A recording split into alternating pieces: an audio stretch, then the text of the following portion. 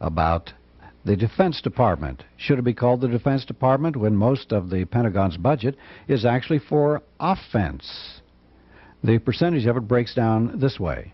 45% goes for intervention in third world countries. 27% goes to fight a possible world war in Europe. 13% for first strike capabilities such as Star Wars. 5% for miscellaneous such as NASA and the CIA. And only 13% for defense of the United States. Only 13%. Well, how are your tax dollars spent? For every dollar you pay in income taxes, 52 cents will go for the military. And that includes, of course, a lot of CIA spending. Only 2 cents will go for housing. But who needs housing? 2 cents will also go for education. But who needs education? 2% will go for food and for nutrition. Who needs that? What about the human impact? Well, housing right now, 2 to 3 million people are homeless, and almost all of them are families. Rents have skyrocketed, and home ownership is almost a dream now, whereas it used to be normal. What about our education? Well, we know all about that. It's in a shambles. Weapons are commonplace in school, as are drugs. Serious teacher shortage, and the assistance by the federal government has severely been diminished. Health care. The AIDS epidemic spreads with no cure in sight. The U.S. has slipped to 19th in infant mortality rate and is the only industrialized country in the world without a national health program. And of course, the effect has been devastating on the children, with so many millions of them living in a state of poverty, without any health benefits, even basic immunizations.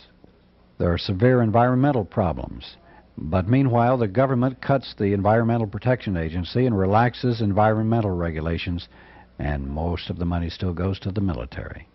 This information was prepared by the Jobs with Peace campaign in Boston, Massachusetts.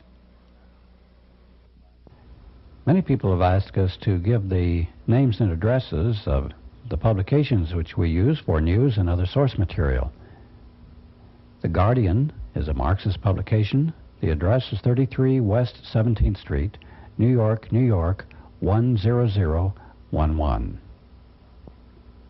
The Spotlight is a right-wing populist publication, 300 Independence Avenue, Southeast, Washington, D.C., 20003.